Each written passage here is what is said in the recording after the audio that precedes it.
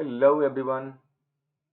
Bio pesticide और bio fertiliser, आज हम लोग इस सेशन में इसके विषय में हम लोग चर्चा करेंगे। ये वो टॉपिक है, अक्सर स्टूडेंट्स इसको छोड़ देते हैं, या तो उनको समझ नहीं होती है या तो वो इसको हल्के में लेते हैं, और यहाँ से जब क्वेश्चन आता है तो अक्सर हम गलती कर बैठते हैं। तो इसलिए मैं इस टॉपिक को आप लोगों के लिए लेके आया हूँ, और ये यूपीएससी एस्पिरेंट्स या अदर किसी भी कम्पिटिटिव एग्जामिनेशन की तैयारी करते हो आप लोग, तो वहाँ पे इवन एकेडमिक में भी आपको काम आ सकता है। पर मेरा फोकस होगा UPSC plus other PCS and other competitive examination. चलते हैं इस टॉपिक को स्टार्ट करने। इससे पहले एक सवाल मैं पूछता हूँ आप लोगों से, पेस्टिसाइड क्या होता है, अगर आपको जानकारी हो तो। और मैं पूरा सेशन लिख के बताऊंगा, और कोई सवाल हो तो आप पूछ सकते हो। तो पेस्टिसाइड क्या होता है, क्वेश्चन ये है, what is pesticide, what do you mean by pesticides. तो वो साइड्स का मतलब होता है किलर, और पेस्ट किसका किलर होगा, तो पेस्ट का। दो बातें कि भाई पेस्ट ही नहीं पता है तो किलर क्या करेंगे। देखो पेस्टिसाइड होता क्या है ये मैं पहले बता देता हूँ। ये कोई केमिकल एजेंट हो सकता है, या ये कोई बायोलॉजिकल एजेंट हो सकता है। तो कोई भी केमिकल एजेंट या बायोलॉजिकल एजेंट, जैसे मान लो कोई वायरस है या कोई बैक्टीरिया है, जब या कोई केमिकल सब्सटेंस है, जब इसमें से किसी का भी यूज आप करते हो इसको मारने के लिए, किसको, पेस्ट को मारने के लिए, जब पेस्ट को मारने के लिए यूज करते हैं तो उसे बोलते हैं पेस्टिसाइड्स। अब क्वेश्चन यहाँ पे है कि जो पेस्ट है, ये पेस्ट क्या होता है। तो पेस्ट में वो कोई भी एजेंट जो ह्यूमन के साथ फूड के लिए compete करता हो, वो कोई भी एजेंट जो हमारे प्रॉपर्टी को डिस्ट्रॉय करता हो या डिजीज को स्प्रेड करता हो, उसे हम लोग पेस्ट कहते हैं। ये कोई इंसेक्ट हो सकता है, जैसा कि आप सबको पता होगा। ये कोई वीड्स भी हो सकता है, ये कोई निमेटोड्स हो सकता है, निमेटोड्स हो सकता है, ये कोई वर्म हो सकता है, कोई मोलस्का हो सकता है, इवन ये कोई मैमल्स भी हो सकता है। ठीक है, अगर इन सब को मारने के लिए जिस सब्सटेंस का हम लोग यूज करते हैं, उस सब्सटेंस को हम लोग क्या बोलते हैं, पेस्टिसाइड। और यही है वो पेस्ट, इसको मारने के लिए यूज करते हैं। अब क्वेश्चन है कि हम लोग आज का टॉपिक हम लोग का है बायो पेस्टिसाइड्स और बायो फर्टिलाइजर, तो हम लोग कहाँ पे बात करेंगे। चलते हैं, स्लाइड को आप लोग लिख चुके हो गए, तो मैं इसको रेज कर रहा हूँ और फिर मैं आ रहा हूँ टॉपिक पे, जहाँ पे मैं बताऊंगा आप लोगों को। कुछ क्वेश्चंस भी मैं ले लूंगा कि पहला केमिकल पेस्टिसाइड्स कौन सा था। याद रखिएगा, जो फर्स्ट क्वेश्चन है कि फर्स्ट कमर्शियल पेस्टिसाइड क्या है। फर्स्ट कमर्शियल पेस्टिसाइड क्या है, आपको नाम अगर याद हो तो आप लोग सुना होगा बोर्डेक्स मिक्सचर का नाम। ठीक है, ये जो बोर्डेक्स मिक्सचर है, तो बहने हालांकि कि ये है फर्स्ट कमर्शियल मिक्सचर, हाँ, TURE। तो बोर्डेक्स मिक्सचर क्या है, ये फर्स्ट कमर्शियल पेस्टिसाइड है, इसको नाम याद रखिएगा। इसके बाद अगर मैं बात करूं कि कॉमन जो हाउस होल्ड पेस्टिसाइड्स हैं, कॉमन हाउस होल्ड पेस्टिसाइड्स वो क्या है, तो वो आप लोग सुने होंगे नाम कार्बामेट का, कार्बामेट। ठीक है, या आप लोगों ने नाम सुना होगा बेंजीन का, माने बेंजीन हेक्साक्लोराइड का, BHC का। ये सब basically common house hold pesticide में आता है। आपने एक और नाम सुना होगा कि most ever well known pesticide क्या है, तो उसमें आता है DDT का नाम। और DDT का पूरा नाम आप लोगों को पता होगा कि भाई DDT क्या होता है ये, तो आप लोग जरा बता के देखिए DDT का पूरा नाम क्या है, याद होगा अगर आप लोगों को तो। डाइक्लोरो गुड और डाई फिनाइल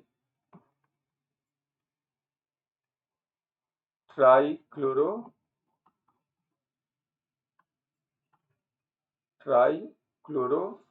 इथेन। यस,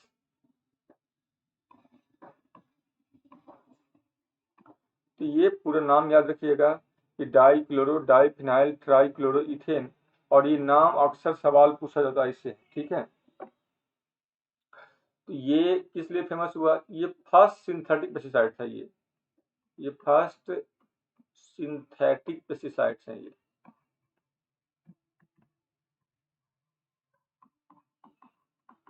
इस बात को आप लोगों को याद रखना है। अब क्वेश्चन यहाँ बनता है कि देखो, पेस्टिसाइड्स को हम लोग जनरली क्या बोलते हैं? बायोसाइड्स भी कहते हैं, ठीक है। क्योंकि ये इसका जो हम यूज करते हैं वो बायोलॉजिकल एजेंट के अगेंस्ट करते हैं, ठीक है। और इसमें आज का टॉपिक, इसमें मैंने कहा कि भाई हम लोग का आज का टॉपिक है बायो पेस्टिसाइड्स। तो एक लाइन में थोड़ा सा मैं डिस्टिंग्विश कर दूं आप लोगों को कि भाई केमिकल पेस्टिसाइड्स और बायो पेस्टिसाइड्स में क्या अंतर है, ठीक है। केमिकल पेस्टिसाइड्स में क्या होता है, वो कोई पॉइजनस केमिकल को हम लोग यूज करते हैं एज ए पेस्टिसाइड्स, ठीक है। और ये नॉन बायोडिग्रेडेबल होता है। तो केमिकल पेस्टिसाइड क्या होता है? ये पॉइजनस केमिकल, मैं लिख देता हूँ केमिकल पेस्टिसाइड्स और बायो पेस्टिसाइड्स। इसमें एक बेसिक डिफरेंस क्या है? केमिकल पेस्टिसाइड्स और बायो पेस्टिसाइड, तो ये क्या है? ये कोई पॉइजनस केमिकल, याद रखना इस बात। ये क्या एक पॉइजनस केमिकल है जो नॉन डिग्रेडेबल होता है जनरली, ठीक है ना। जो नॉन बायोडिग्रेडेबल होता है ये मोस्टली, मतलब नॉन बायोडिग्रेडेबल होता है ये, बायोडिग्रेडेबल। जब जो बायो पेस्टिसाइड होता है ये बायोलॉजिकल एजेंट होता है, ये बायो एजेंट होता है जो बायोडिग्रेडेबल भी होता है, जो बायोडिग्रेडेबल होता है। पहला बेसिक डिफरेंस याद रखिएगा, मतलब ये जो एजेंट है ये समाप्त नहीं होगा, ये नहीं मरेगा जल्दी, पर ये जो एजेंट है ये आफ्टर सम टाइम क्या होगा, ये समाप्त हो जाता है, ये मर जाता है। ऐसे समझो आप लोग। अब हम लोग बात करेंगे बायो पेस्टिसाइड का।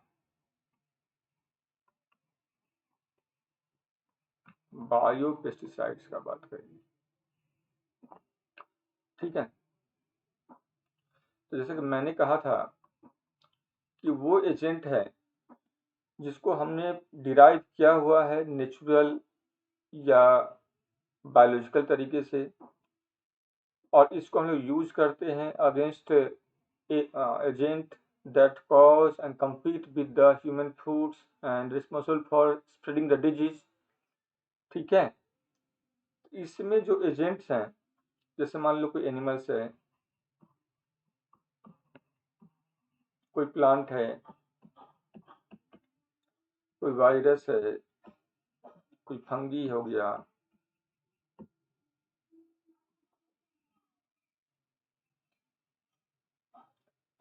हम इससे डिराइव करते हैं,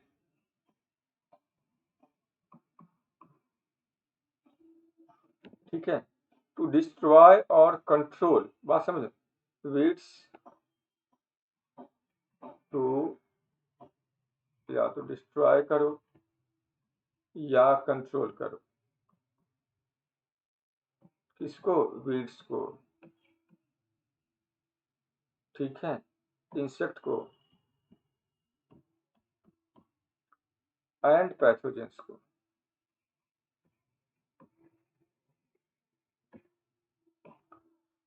ठीक है। वैसा केमिकल हो सकता है आप एनिमल से प्राप्त करो, हो सकता है प्लांट से प्राप्त करो, हो सकता है किसी वायरस से प्राप्त करो, वैसा किसी फंगी से प्राप्त करो, ठीक है।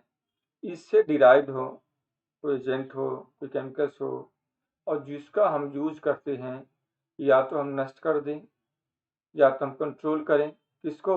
वीड्स को, इंसेक्ट को, या अदर किसी पैथोजन को, उसे हम लोग क्या कहते हैं? बायो पेस्टिसाइड्स तो इसका मतलब है बायोपेस्टिसाइड क्या होते हैं, ये कई तरह के होते हैं। जो बायोपेस्टिसाइड्स होता है ये कई तरह का होता है।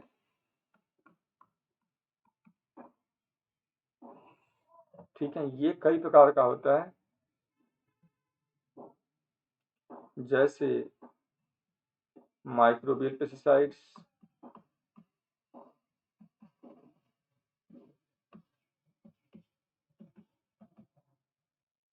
जैसे biochemical pesticides.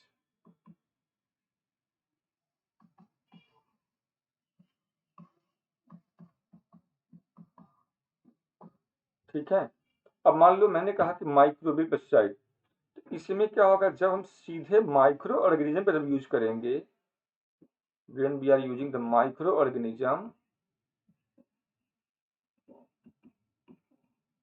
that are called microbial pesticides, इसमें क्या होगा, इसमें हम किसी बैक्टीरिया को, इसमें हम किसी फंगी को, इसमें हम किसी वायरस को हम एज ए पेस्टिसाइड हम यूज करते हैं। ठीक है, और एक बात हमेशा याद रखना, इसके अलावा जैसे मान लो और भी कोई एजेंट आपके मन में आए, जैसे मान लो प्रोटोजोआ हो गया, कुछ भी आप यूज करते हो, तो अगर डायरेक्ट ऑर्गेनिज्म को यूज करते हो जो माइक्रो ऑर्गेनिज्म है, तो that are called microbial pesticides. अब इसके एडवांटेज थोड़ा समझते हैं। तो ये जो पेस्टिसाइड्स हैं इसके कई सारे एडवांटेज। ठीक है, पहला तो ये है, it can control many different kind of paste. भाई ऑर्गेनिज्म है ना, तो ये कई प्रकार के पेस्ट को ये कंट्रोल कर सकता है। ठीक है, तो इस बात को याद रखिएगा। अब सबसे जो कॉमन है माइक्रोबियल पेस्टिसाइड्स, इसका जो एग्जांपल है वो है बेसिकली बैसिलस थ्यूजेंसिस, बीटी। आपने नाम सुना है ना, बीटी बैक्टीरिया का नाम सुना होगा। ठीक है, तो ये क्या है, ये बैसिलस थ्यूजेंसिस का जो स्ट्रेन है, जिसको कॉटन के साथ, जिसको कैरेट के साथ, जिसको टोमेटो के साथ, जिसको ब्रिंजल के साथ लगा करके आप प्रोडक्ट तैयार करते हो, BT cotton, BT tomato, BT brinjal, तो ये basically most widely used microbial pesticides हैं। ठीक है, और इस बैक्टीरिया का, जो ये जो बैक्टीरिया है बीटी, इस बैक्टीरिया का या याद रखना इस बात को आप लोग, कि ऑलमोस्ट 27 से ज़्यादा प्रजाति नेचर में पाया जाता है। कॉस्मोपॉलिटन डिस्ट्रीब्यूशन है ये। ठीक है, और इस बैक्टीरिया में स्पेसिफिक जीन होता है, लेकिन इसके सारे जो एजेंट हैं वो वायरुलेंट नहीं होता है, वो नोटोरियस नहीं होता है। बीटी के जितने भी स्ट्रेन हैं, जितने भी वैरायटी है 27, उसमें से कुछ प्रजाति में एक स्पेसिफिक जीन होता है जिसका नाम है क्राई AC1 और क्राई AC2। अब जो क्राई AC1 या क्राई AC2 है, ये एक प्रोटीनियस केमिकल्स को रिलीज करता है, और जो केमिकल में ये कैपेसिटी होता है कि वो कहीं ना कहीं किसी इंसेक्ट के लार्वा को जैसे वो मार सके, और इस क्षमता के कारण ये आज कहीं ना कहीं हम देख रहे हैं कि सबसे ज़्यादा यूज किया जाने वाला ये आज माइक्रोबियल पेस्टिसाइड के रूप में ये चर्चित है। ठीक है, तो इसमें से भी दो बातें याद रखना। बीटी का कुछ जो स्पीसीज है वो लार्वल स्टेज में ज़्यादा इफेक्टिव होता है। ठीक है, लेकिन कुछ ऐसे भी स्पीसीज हैं जो मस्कीटो पे या अदर फ्लीज पे डायरेक्टली अटैक करने में वो कैपेबल होता है। तो इस प्रकार से इसका जो यूज होता है उसको हम कई तरीके से हम यूज करते हैं, कि लार्वा भी यूज कर सकते हैं और ये किसी एडल्ट पे भी यूज कर सकते हो। मतलब डायरेक्टली आप स्प्रेड नहीं करते हो, जब वो आएगा फीड करने के लिए किसी प्लांट्स को जिस साथ इसको इनकॉर्पोरेट किए हुए हैं, तब जा कर के वो लार्वा तो मरेगा ही मरेगा, वो इंसेक्ट भी मर सकता है। ठीक है, दूसरा हम लोग बात यहाँ पे समझें, इसका और पॉसिबल क्या क्या यूज हम कर सकते हैं माइक्रोबियल इसका पेस्टिसाइड्स का। देखो माइक्रोबियल पेस्टिसाइड का जो यूज होता है, माइक्रोबियल पेस्टिसाइड का यूज कैसे कैसे कर सकते हैं। तो पहला हुआ वह जीन के साथ, जैसे कि बीटी के केस में किया गया हुआ है कि इनकॉर्पोरेशन विद जीन, आप इनकॉर्पोरेशन कर सकते हो।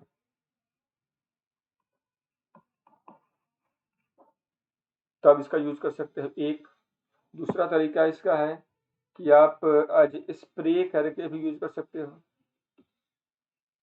तीसरा है कि डस्ट के रूप में, ग्रेन्यूल्स के रूप में।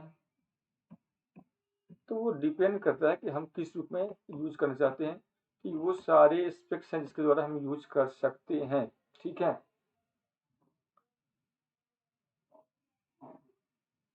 अब है कि माइक्रोबियल पेस्टिसाइड्स और बायोपेस्टिसाइड में से कौन सा ज्यादा फास्ट एक्ट करेगा पेस्ट को कंट्रोल करने में।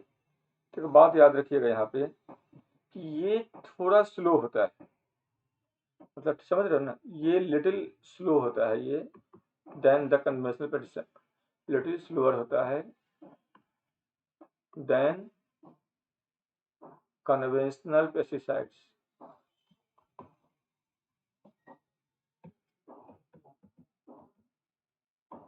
इस बात को हम लोग को समझना है। अब हम लोग बात करने वाले हैं, थोड़ा सा प्लांट पेस्टिसाइड का बात कर लें। प्लांट पेस्टिसाइड्स का बात कर लें हम लोग। ठीक है।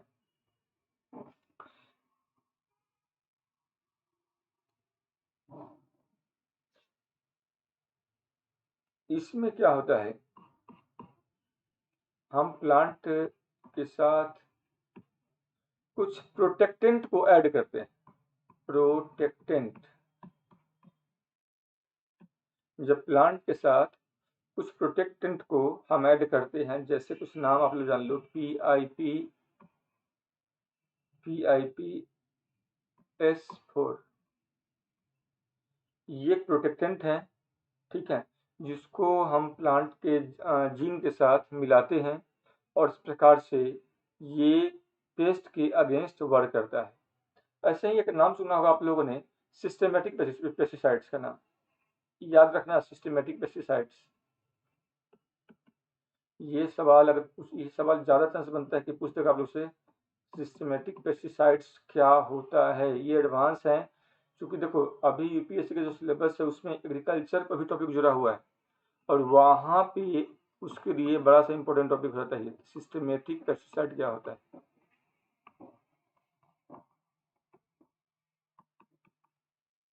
क्योंकि आपका साइंस टेक में और फॉरेस्ट्री ऐड हो गया हुआ है, तो ये टॉपिक आपको वैसे ही अपने आप में ज़्यादा इंपॉर्टेंट हो जाता है ये। तो सिस्टेमेटिक पेस्टिसाइड में थोड़ा सा लिख देता हूँ। ये वो पेस्टिसाइड्स हैं जिसको हम अप्लाई करते हैं प्लांट पे, which is absorbed into its sap and so distribution through the plant to make all parts of poisonous to pest। शायद आपको समझ नहीं आया होगा।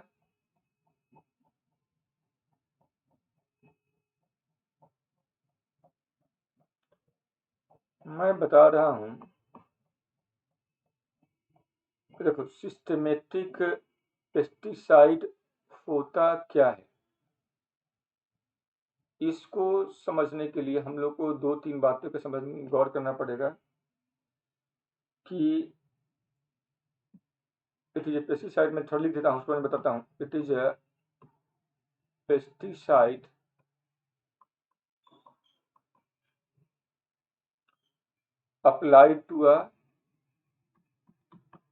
applied to a plant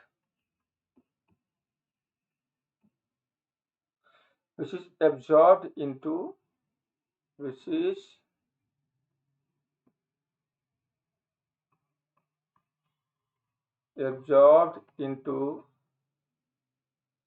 its sap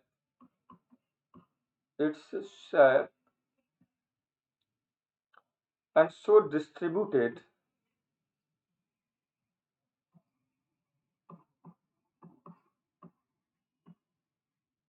throughout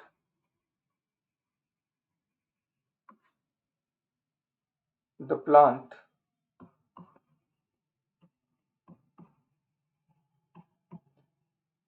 ठीक है, बस इतना ही डेफिनेशन है। अगर हम इसको समझने का प्रयास करें अब, ठीक है ना, तो जैसे मान लो ये सेल होता है,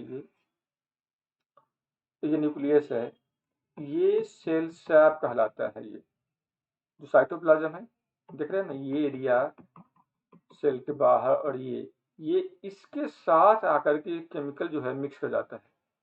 माने सेल के बाहर का साइटोप्लाज्मिक जो मास है और सेल का अंदर के साथ मिक्स कर जाता है, और इस प्रकार से ये थ्रू आउट प्लांट क्या होता है, ये डिस्ट्रीब्यूट हो जाता है ये। ठीक है, तो इसका इम्पैक्ट क्या पड़ेगा? तो प्लांट का जो भी पार्ट होगा, जो भी भाग होगा, जहां पे पेस्ट होगा, ये उस सब तक पहुंच जाएगा, और जब उस सब तक पहुंचेगा तो प्लांट को कंप्लीटली फ्री कर देगा किसी प्रकार के पेस्ट से।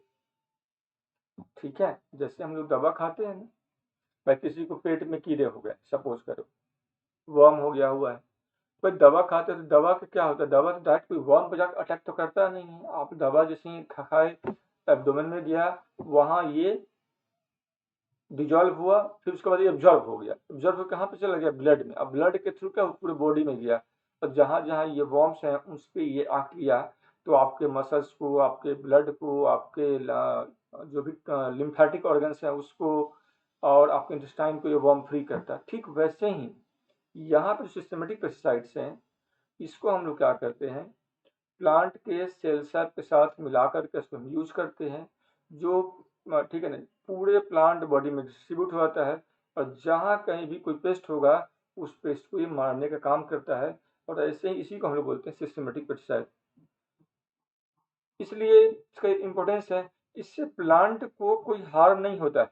ठीक है, इससे प्लांट को कोई हार्म नहीं होता है, बात समझ रहे हो?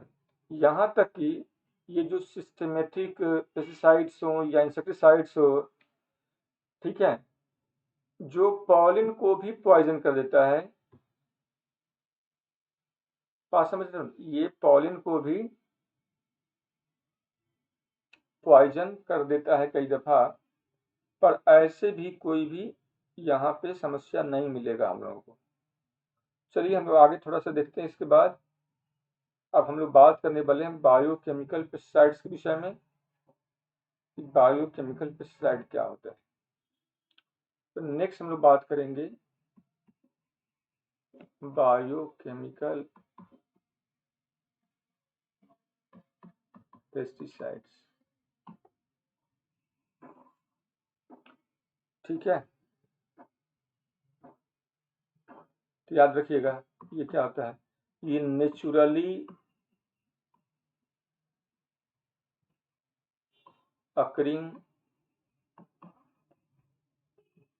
केमिकल सब्सटेंस है।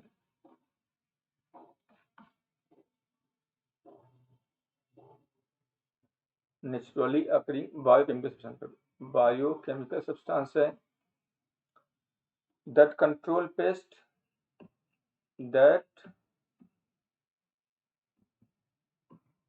control pests by non-toxic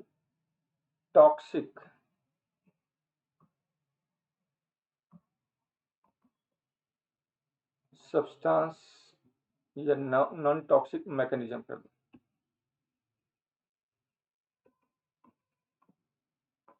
एक प्राकृतिक रूप से पाया जाने वाला वायु जैव रासायनिक पदार्थ है जो पेस्ट को कंट्रोल करता है, और इसमें कोई भी इसका विषैला प्रभाव नहीं पड़ता है। ठीक है, अब इसमें एग्जाम्पल क्या है, एग्जाम्पल देखते हैं हम लोग हैं, insect sex pheromone. Insect sex pheromone, इसका नाम सुना होगा आप लोगों ने। देखो इंसेक्ट सेक्स फेरोमोन क्या होता है, फेरोमोन क्या होता है, फेरोमोन एक केमिकल्स हैं जो बिल्कुल हार्मोन के जैसे होता है। जैसे मान लो हनी बीज का नाम सुना होगा आप लोगों ने। हनी बीज का जो कॉलोनी होता है, उस कॉलोनी में 3 तरह के बीज होता है। हनी बीज का जो कॉलोनी है, उस कॉलोनी में 3 तरह का बीज होता है। एक होता है ड्रोन जो मेल है, एक होती है उसमें वर्कर जो फीमेल है, और एक है उसमें क्वीन जो एक्चुअल फीमेल। वर्कर क्या होता है, स्टेराइल फीमेल होता है, और क्वीन क्या है, फर्टाइल फीमेल है, इसलिए क्वीन को हम लोग एक्चुअल फीमेल कहते हैं।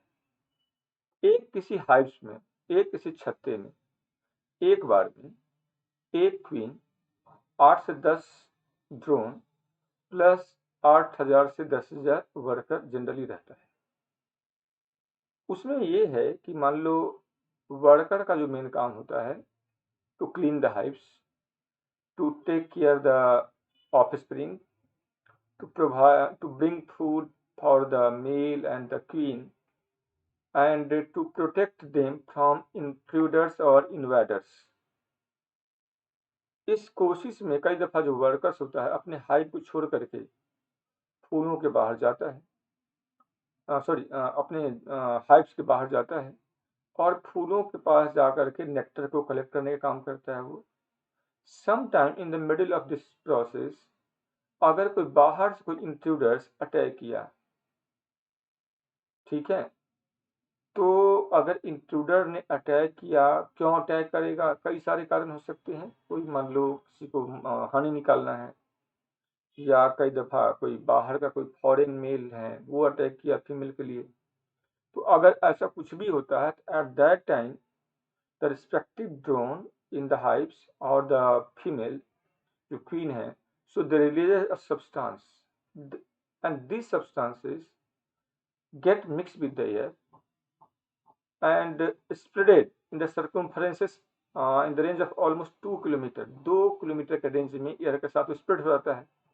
तो जनरली जो ड्रोन जो वर्कर्स गया हुआ है पहले से नेक्टर कलेक्ट करने के लिए फ्लावर के पास, now they got informed and once they get information about there are some attack already made by some intruders on their hives and now the male and the females are in danger, then they suddenly back towards their hives, and in this course of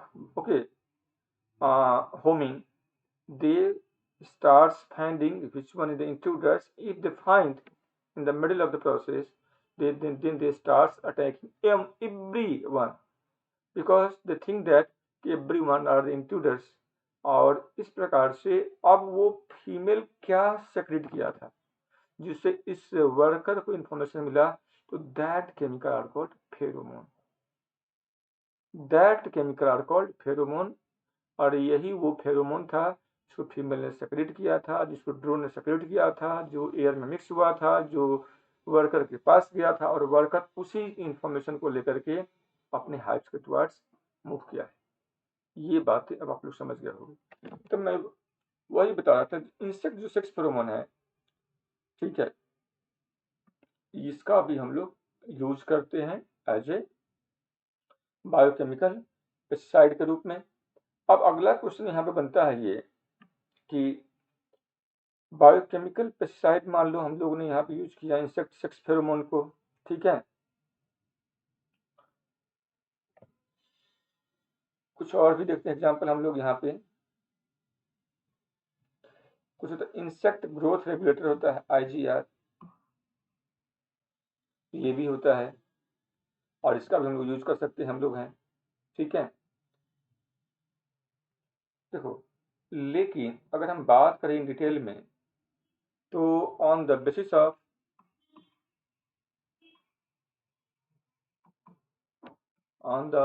of nature of action,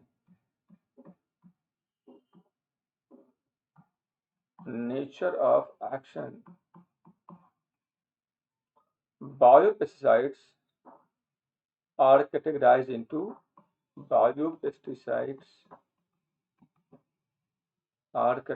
into following types.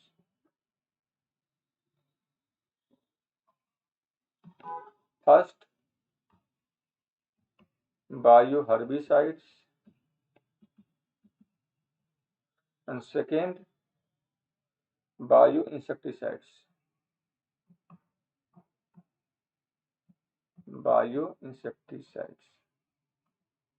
देखो, bio herbicides का मैं बात करने वाला,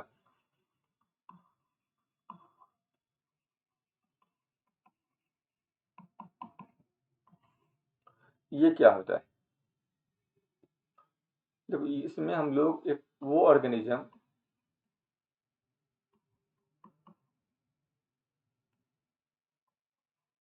या उसका कोई extract organism और एक्सट्रैक्ट और देयर एक्सट्रैक्ट करता है और देयर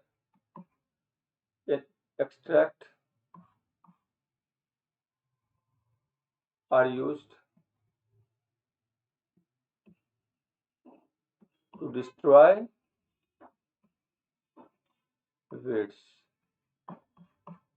Herbs. Herbs क्या होता है? weeds होता है। और weeds क्या होता है? Unwanted plant at wanted place. ठीक है, ये क्या है बेसिकली? तो ये है unwanted plant at wanted place. अगर ये समझ गए आप लोग, समझ लो बहुत सारा चीज समझ गए आप लोग। आप आलू की खेती करते हो, प्याज की खेती करते हो, उस मिडिल में क्या होता है? कई दफा कई सारे खरपतवार वहां पर निकल आते हैं, उन्हें हमें हटाना पड़ता है।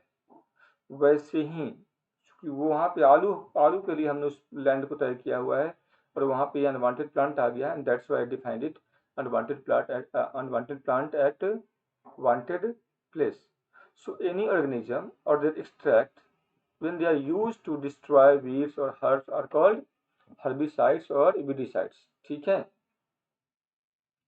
अब ये जो बायो हर्बिसाइड्स होता है, ये कई तरह का होता है, इस बात को याद रखना है आप लोगों को। ठीक है, जैसे मैं एक एक करके बता रहा हूँ। Types of bio herbicides, types of bio herbicides.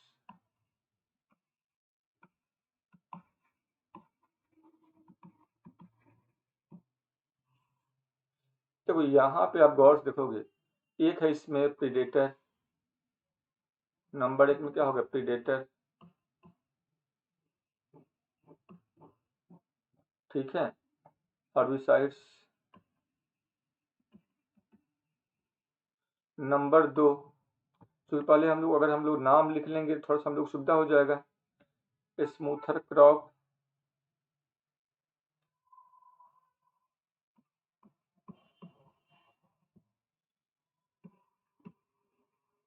Number तीन, माइको हर्बिसाइड्स।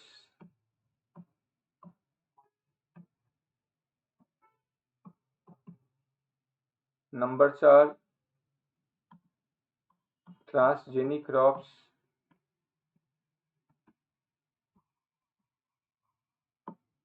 ये सारे क्या हैं? ये हर्बिसाइड्स हैं। अब हम लोग एक एक करके पहले बात करते हैं। पहला देखते हैं हम, प्रीडेटर हर्बिसाइड। ठीक है, इसमें क्या होता है? इसमें हम लोग एक स्पेसिफिक इंसेक्ट को यूज करते हैं, जो वीड्स को खाने का काम करता है, जो खरपतवार को खाने का काम करता है। ठीक है, जैसे एग्जाम्पल देखो यहाँ पे, कॉकिनियल इंसेक्ट का नाम सुना होगा आप लोगों ने, मैं लिख दे रहा हूँ। कॉकिनियल इंसेक्ट, ये क्या है? ये वो इंसेक्ट्स हैं जो खरपतवार को खाने का काम करता है। ठीक है, ऐसे ही आप नाम सुना होगा क्राइसोलिना का। ठीक है, क्राइसोलिना।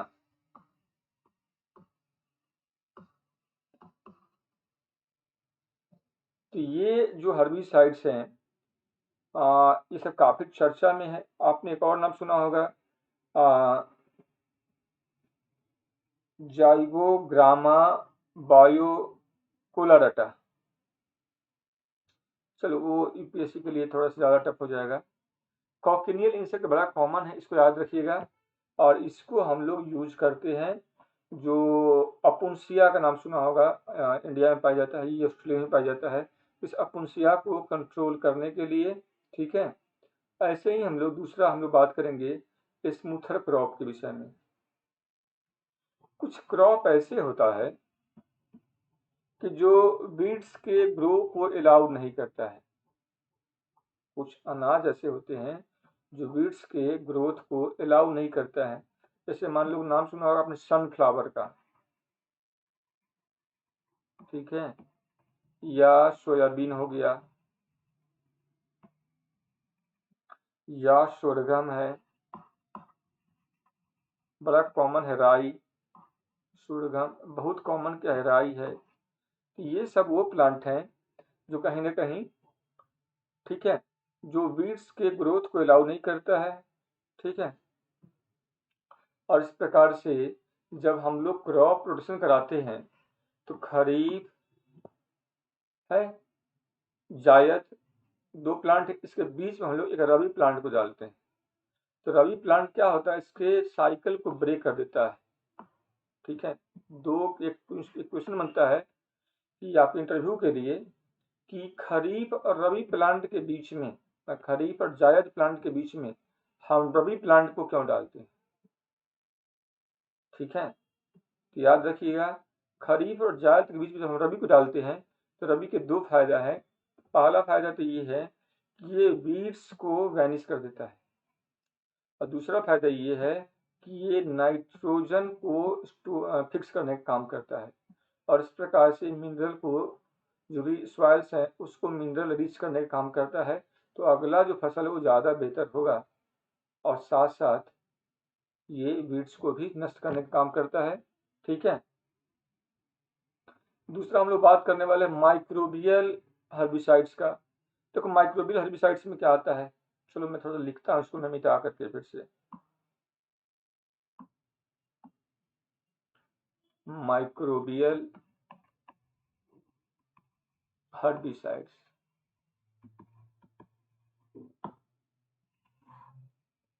देखो माइक्रोबियल हर्बिसाइड्स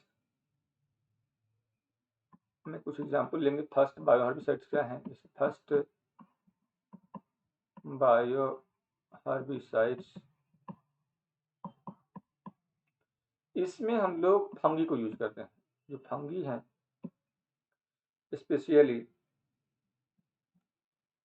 नाम मैं बताता हूँ आप लोगों को, फाइटो थोड़ा, थोड़ा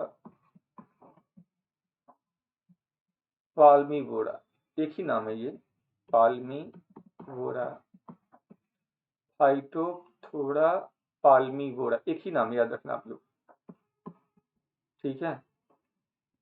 तो ये क्या है, ये मिल्क वीड्स को ग्रो नहीं करने देता है, याद रखिएगा, ठीक है।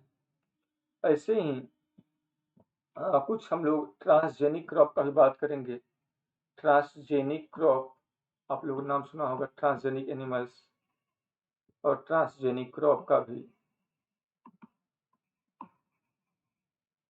ट्रांसजेनिक क्रॉप में क्या आएगा, देखो यहाँ पे ये क्या है, ये क्रॉप है जिसका जीन क्या है, मैनिपुलेटेड है। Crop which gene are manipulated, which gene are manipulated, that enables, that help them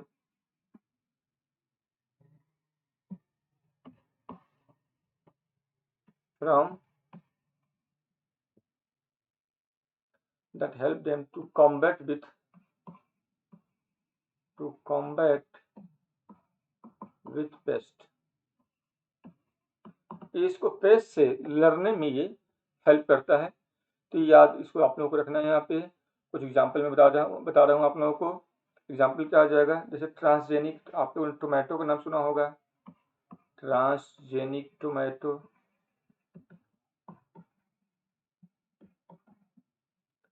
तो ये जो हॉर्न वर्म होता है उसके लार्वा के अगेंस्ट इसको ये रेजिस्टेंस प्रोवाइड करता है ये, तो उसका लार्वा इस पर अटैक नहीं कर पाता, किसका, हॉर्न वर्म का।